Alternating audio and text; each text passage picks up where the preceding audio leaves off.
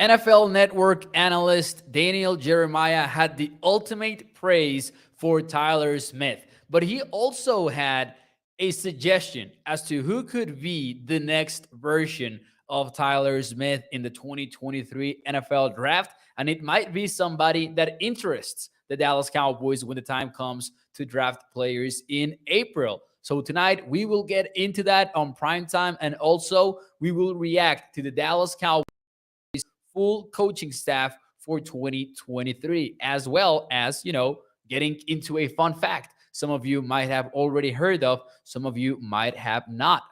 Without any further ado, do me a favor and hit the like button. Thank you for joining ADC Sports Dallas Primetime. Thank you for tuning in. Let's get this show started. Here we go.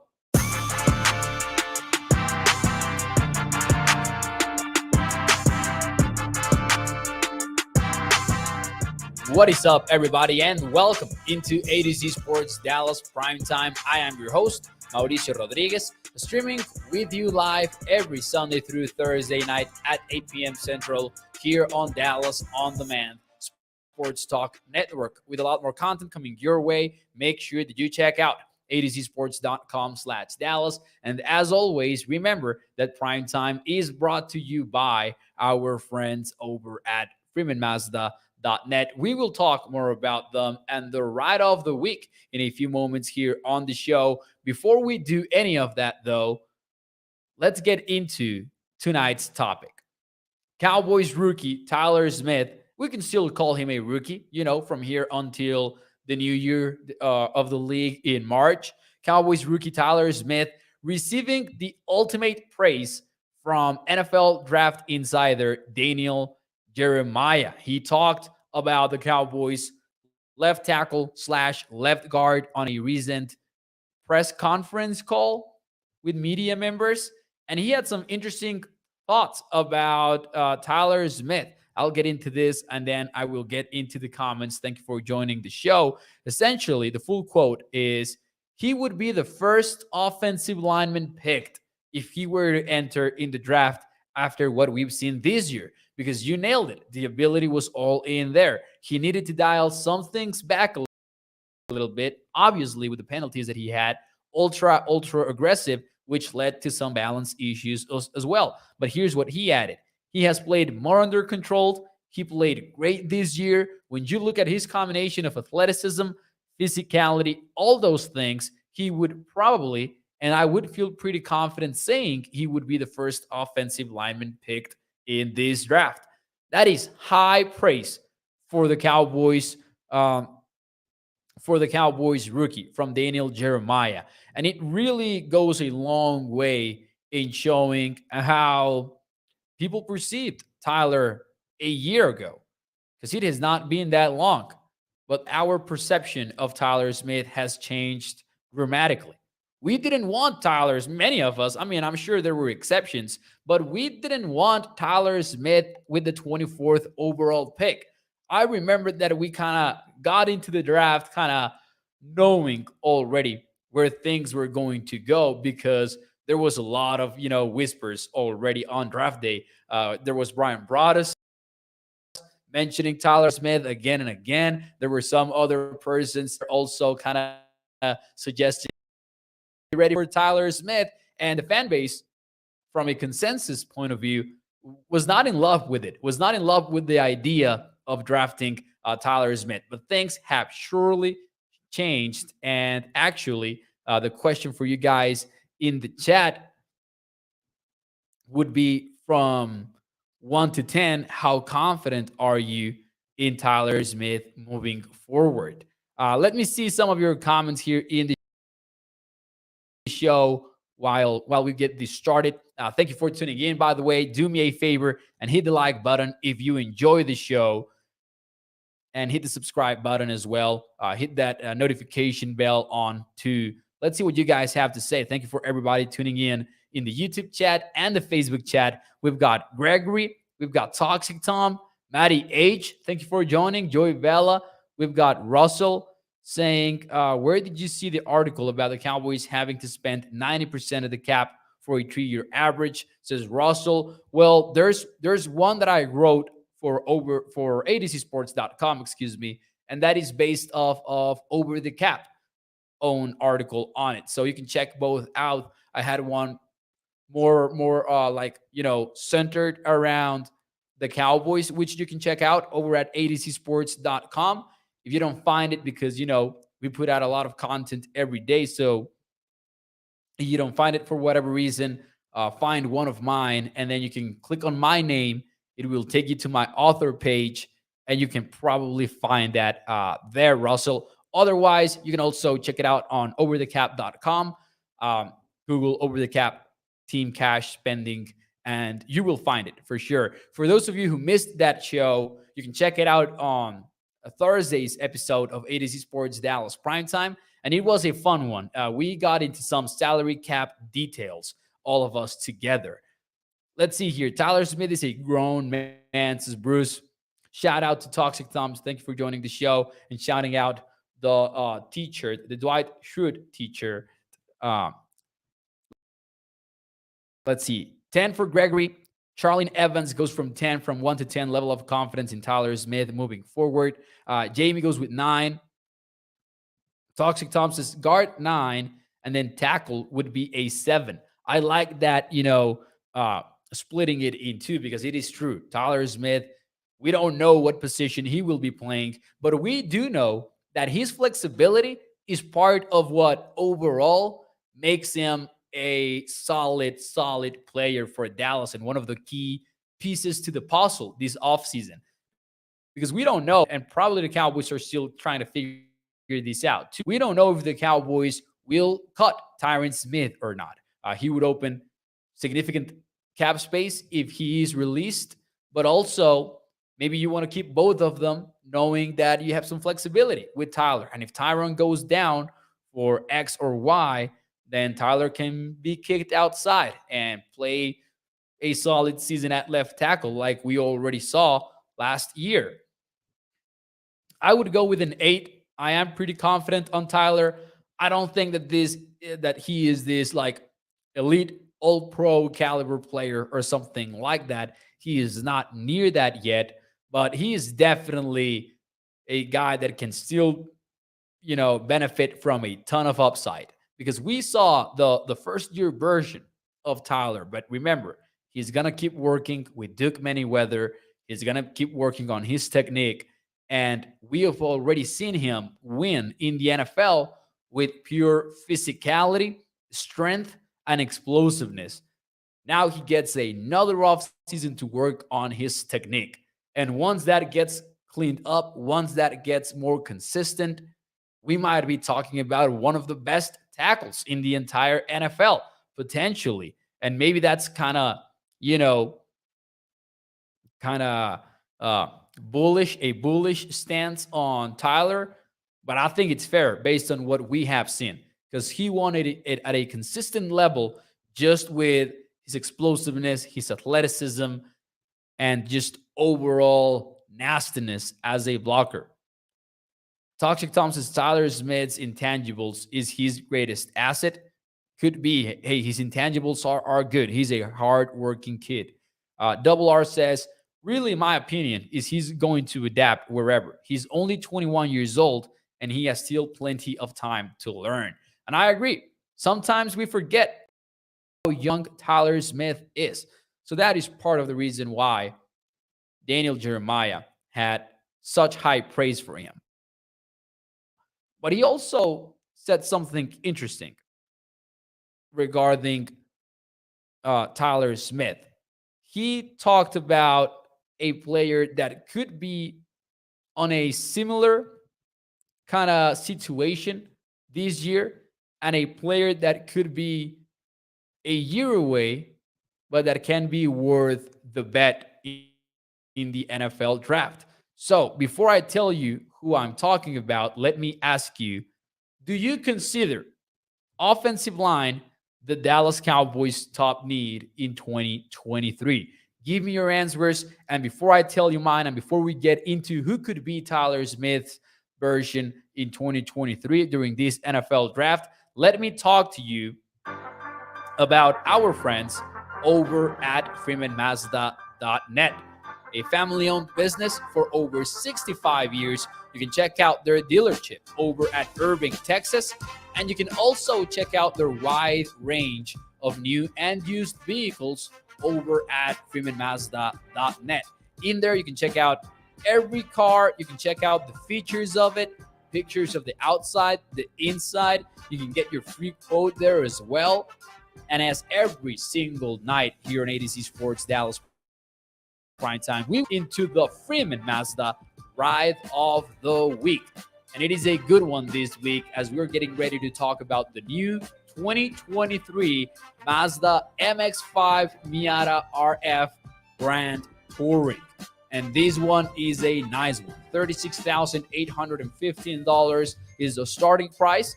It comes with Apple CarPlay / Android Auto, manual transmission, convertible roof, premium audio, blind spot monitor, and a miles per gallon capacity of 26 when you are in the city. That goes up to 34 when you are in the highway. So make sure you check it out over once more at freemanmazda.net. So, offensive line. Is it a Cowboys? Is it the Cowboys' top need? Let me know in the chat. Offensive line. Let's see where you guys landed at. Joey Bella said, seguro que sí. Of course, yes. Let's go. Stephen White says yes. Toxic Tom goes with no. Number one, general manager. Number two, cap base. That might be cheating a little bit here, Toxic Tom, but I will allow it. John Jones goes with yes. Jamie goes with no. Wide receiver is the biggest need. That could be it, man. I am torn between those two. I think offensive line, wide receiver, and maybe even cornerback could be up there. Cornerback I struggle with because I just don't know if like the Cowboys would be comfortable just rolling Israel Mukwamu as a starter at cornerback. But I would probably rank the top three needs for the Cowboys as such. Offensive line, wide receiver, and cornerback, probably. Bruce goes with offensive line first round, wide receiver second round. Brian Smith goes with we need a guard. Let's see here. What else do we have? Gregory says one of them and wide receiver cornerback. So we are in line there. Weapons on offense is Blizzard. So not offensive line. Double offensive line is in the draft. Ines says offensive line needs help. Yes, for Michael Lockhart too. So some split here and there. Grant Pierce says depends on how the board falls. But hey, just to be clear here, and I do understand why, because I mean, we did get into the rounds here in the comments, but the top need, regardless of whether or not you're addressing it in the first round, does not change, right? Like that is your top need, period. But I do agree with Grant in saying that, hey, when it comes for the Cowboys to be on the clock, they might be better off drafting the best player available, which might not be your top need. But if we ignore the drafting aspect of it, is offensive line the top need or not? Or maybe it's wide receiver, or maybe it is a cornerback. Bringing back the beef to the offensive line, Sashawn, 330 to 360 pound lineman. You probably need more speed now, though. That is the thing. I would probably argue there. Shout out to Mr. Joe watching us from Italy right now. Thank you, good sir. Thank you for joining the show. I would probably say yes, it is a top need right now. And listen, the guy Daniel Jeremiah mentioned could be the guy for the Cowboys. I don't know. I think that he kind of fits the description here. And we're talking about Jalen Duncan from Maryland. For Dane Brugler from The Athletic, he's the 9th best offensive tackle. So we might not even be talking about the Cowboys' first round pick here. We might be talking about the second round draft pick here. But we know that if they like their guy, if they like their prospect, They are getting him early like they did last year with Tyler Smith. Here's what Daniel Jeremiah had to say about. Oh, wait, did we kind of skip one? Did I lose one of the slides that I was going to share with you guys tonight? Let's see here. Oh, man, I'm showing you the back end of things. I'm showing you, we're cheating here already. Yeah, I probably lost that slide, but let me tell you what it was all about. I'll reach here the Jalen Duncan uh, screen really quickly. Man, we're getting bloopers tonight on ADC Sports Dallas Prime Time. This is what Daniel Jeremiah had to say about him. He said, this year, in terms of guys that still have some work to do in terms of their development, Jalen Duncan from Maryland, and I don't even remember if he was a junior or not, but he was at the Senior Bowl, so I don't know if he graduated early or what his deal was. He's somebody that I think is a year away. Like, it's all in there. It's all in his body. He has a ton of ability. He is very athletic. He is going to test. I would be shocked if he doesn't test extremely well. And Dallas Cowboys fans, listen up. He has been working with Duke Manyweather, who does a great job in Dallas. And you can already see him making strides there. I think his best football is in the future, not in the past. So hear me out. Here are the check boxes that, in my opinion, Jalen Duncan already checks. And I will be completely transparent here and say I'm basing this completely off of Daniel Jeremiah's quotes. And I have not watched Duncan's tape yet. I'm actually a little bit behind on my NFL draft prep, which is not like, deep enough as some of the actual draft people on Twitter, on YouTube, and all of that. But I will start watching film on Monday. Just, we've been working on a lot of behind the scenes things. Stay tuned for that. But I think that Jalen Duncan checks a lot of boxes. He's a player that, overall, the league or the media does not perceive as the top offensive line right now, the top offensive lineman. He works with Duke Manyweather, and he's a player that the Cowboys could develop or have Duke Manyweather develop. That might be a more accurate way of describing things, just based on how Dallas has done things recently at offensive line. So Jalen Duncan, add that name to your Cowboys draft watch list. Let's see here some of your comments here in the show. Professor O says, you can do a 3-for-1 with Maryland film. Banks, Duncan, and Raheem Jarrett. Oh, that is a smart hack. Thank you, Professor O. I will do that. Toxic Tom says, this show is brought to you by Dunder Mifflin, the people person's paper, people. There you go, the Dwight Schrute t-shirt. Man, I gotta show you the post-it now, because this shirt is Dwight Schrute, assistant to the regional manager. There's a post-it in there correcting Dwight on the actual t-shirt. Had to show you it. There had been enough comments about it already for me to actually stand up and show it to you. So yeah, Jalen Duncan, watch out for him. I think that he could be a player that the Cowboys are interested in this year's NFL draft process. And let's see if that name starts to maybe skyrocket a little bit as the NFL draft gets closer and closer. But anyways, before we move on, or actually moving on would be the correct phrasing. Let's get into the Cowboys news, because they did announce the full coaching staff over the weekend. On Friday, they announced the last hiring. Computron? No, that is not it. Professor O says, what was Wright's robot name? Cyclops. Wasn't it Cyclops? Recyclops. I was getting close. Yeah, it's Recyclops.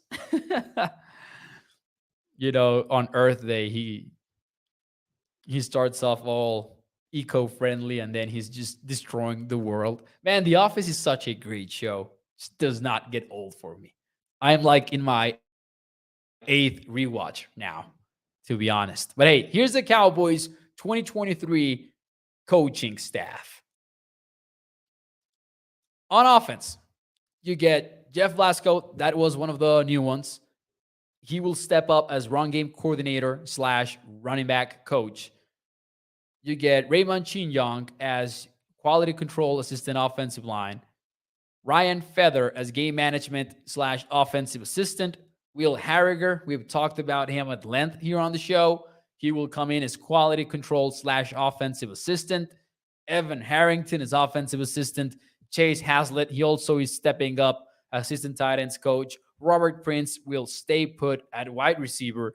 Brian Schottenheimer, we know about this one, offensive coordinator. Mike Solari, we know about him, offensive line. Scott Tolson, suspicions confirmed. He will take over as QB coach.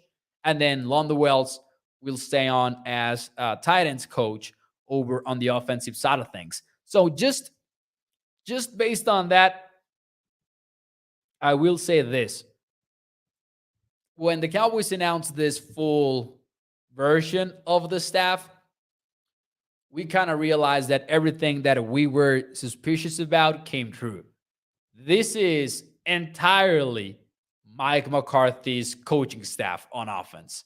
I mean, sure, Robert Prince is in there, London Wells is in there, but no Doug Nussmeier. Instead of him, it will be Scott Tolson. No Kellen Moore. Instead of him, it will be Brian Schottenheimer.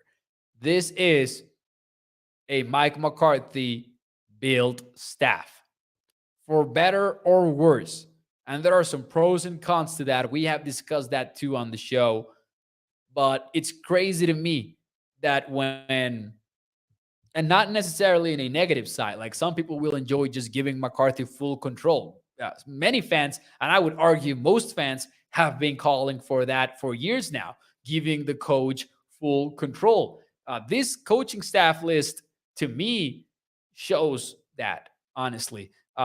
McCarthy bringing in Stolzen at QB coach. He was with the Packers, obviously. He's a McCarthy guy. When he was a player, he was that. The same for Schottenheimer. We know that he's also a McCarthy guy on a different kind of style because he was not with him in Green Bay. It was more of a Marty Schottenheimer relationship there.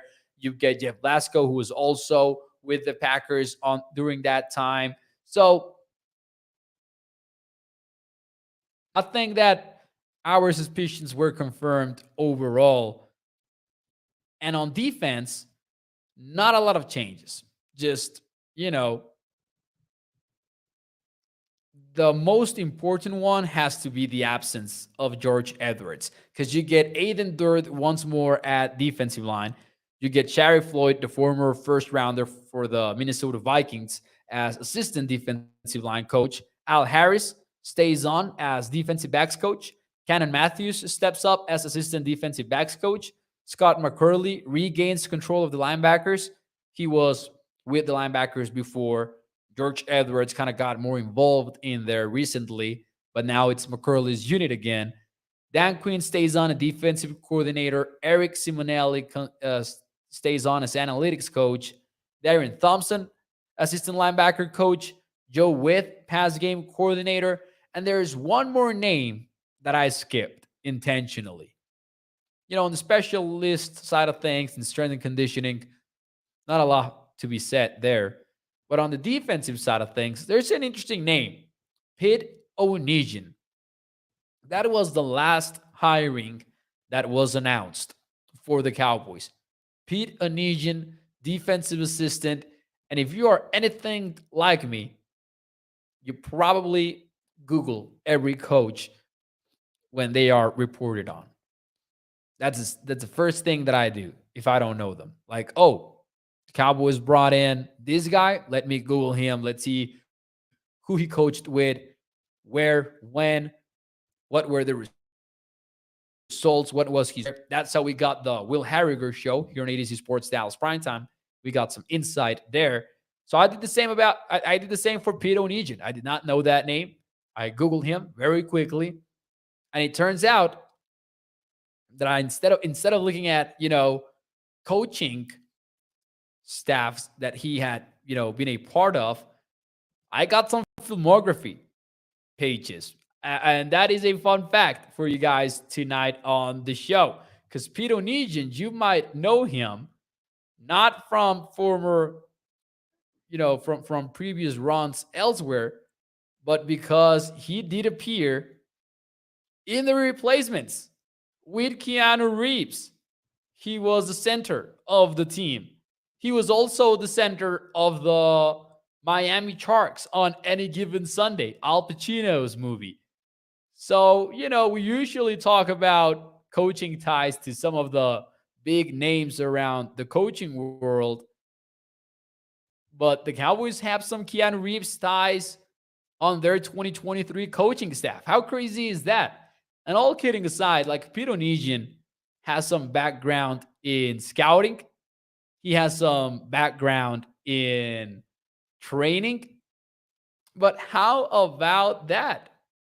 You had already seen and learned about Peter Onesian in the big screen with two of your favorite movie stars, no less. I loved that little fun fact. I even wrote an article about it over on ADZ Sports Dallas. And not only that, but there's actually kind of a fun story in which he cussed out Keanu Reeves. And I'm trying to find you the quote as I tell you this because I wrote about it. But this is an actual quote for you.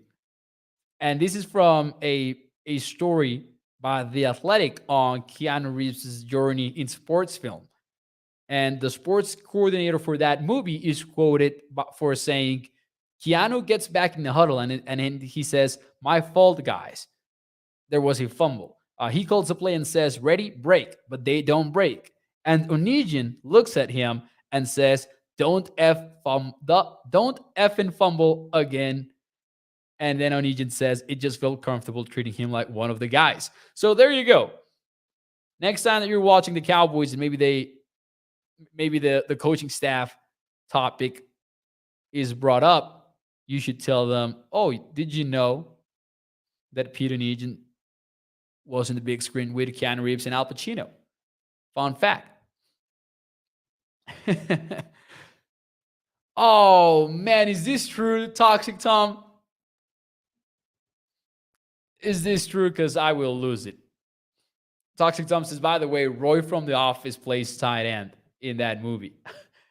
Is that like 86 on this screen? I don't believe you. I mean, I do, but that's crazy. Toxic Tom says, Mo, in the replacements, they used free agency to fill the team. They have a better front office than us.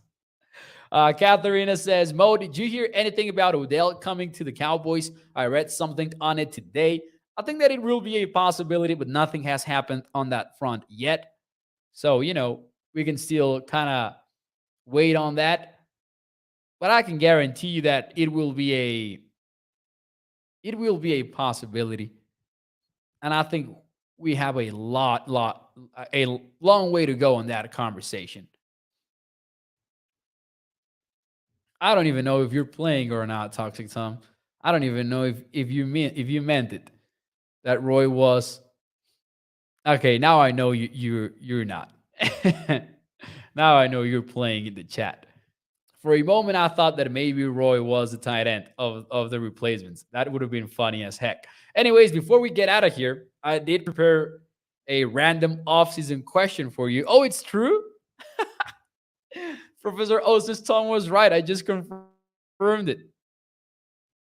So are all of Toxic Tom's comments right now true? Because for the Facebook people, let me tell you what Toxic Tom is saying in the YouTube chat. He's saying that Roy from The Office plays tight end in the replacements. He's saying that Otto from House of Dragon is the kicker, and then Jon Favreau plays the mic. That's crazy. I did not know any of that. I just knew that Peter Onesian, the new Cowboys assistant, played the center. That's crazy. So my question from me to you, and this is a random one. This is a just for fun one. What's the best football movie ever? Because I know that The Replacements has like a big fan base. Big fan base. So my question for me to you, what is the best football movie ever? And then after that, we can get out of here on tonight's episode of ADC Sports Dallas Primetime? My answer to that question is actually my favorite movie, straight up sports movies, non sports movies, just encompassing every movie that has ever been made and I have watched. My favorite movie is a football movie. And I have read the book twice. I have watched the movie like twice per semester, probably. So I watch it like 4 times per year. I'm not even kidding you. So let's see some of your answers right now. Professor O says, any given Sunday. That is a very good pick. Tom Stone says Joe Mesa. Toxic Tom goes with Rudy. Any given Sunday for the Wayne Brown. Yeah, Tom Stone was random. Joe Mesa says, football movie. Whoops, sorry. Double R goes with the longest yard. Gregory also with the longest yard. Just last night, I was watching the longest yard because it was on TV. And I realized for the first time ever that they actually run the fumble brewski on the longest yard. Love that. Any given Sunday for Peter Rizzo. Grant goes with We Are Marshall or Remember the Titans. Bruce goes with Remember the Titans. And then the Ethernet has the one, the only right answer to this question. The best football movie ever. Shout out to the Ethernet for getting it right. That's my favorite movie ever. Friday Night Lights. Man, that movie, I can tell you, I can tell you word by word Coach Gaines' speech at halftime. Like I know it by heart. It is a great movie, man. Joey Bell also went with Friday Night Lights. Toxic Tom said that it was a close second. No, sir. No, sir. It's number one. It will always be number one to me, of course. Great movie, man. Great movie. And, you know, kind of an interesting experience for me because I watched it countless times, as I said. And then I kind of avoided reading the book just because I didn't want to ruin my experience with the movie. But then when I read the book, I found out how wrong I was. It made me appreciate it way more. It is a more real look into that story. It touches a lot on racism in Texas, for example, during that time and especially around football. So it was a very educational read too. If you have not read that book, I 100% recommend that you do because it is 100% worth it. Check it out for sure. If you have never read Friday Night Lights, the book, definitely do that. It is very interesting. North Dallas 40 is a good one, says Professor O. I've never watched that one. The program from Joel Wilson. Gregory goes with Little Giants. Oh my God. Blindside, when she told the coach, run the dank ball. Brian's song is a great one too. I have not watched Brian's songs. Old school necessary roughness, says Grant. There you go. Toxic Tom says, glad no one said invincible. I root for Vince Papale to fall short of the touchdown. I will admit that I enjoyed Invincible a lot. It sucked to find out that the movie was not it. Just like Blindside, probably, honestly. The Invincible story is very different in real life. Vince Papale was actually a professional football player for another league, for example. And it wasn't like they just tried out random fans. They tried out players from that league. Classic Disney. Charlene Evans' was Concussion a football movie? I would say so. Yeah, I would say so. It would probably be just the fact that, we don't want to talk about that kind of stuff to say that it isn't, but it is. It has to be a football movie. Anyways, Bruce says, Mo, what are your thoughts on the Gridiron Gang movie? I have not watched it. I gotta watch a lot of these movies that you guys are mentioning in the chat. All right, ladies and gentlemen, that will be it for me tonight here in ADC Sports Dallas Prime Time. Jameer says, does draft day count? I mean, it does. It can count. But I don't know if I could put it in this conversation. I mean, I draft day is so weird. Draft day is so weird because I know like it's just BS, and yet I love it. And I want to watch it every single April.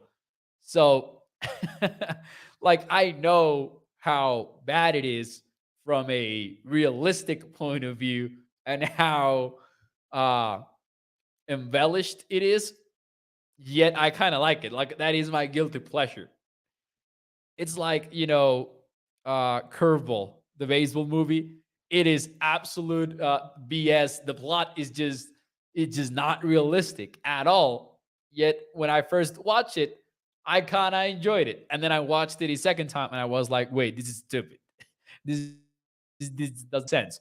First round pick, super number one overall prospect cannot hit a curveball. Come on. Jerry Maguire says Joel Wilson. Jerry Maguire counts.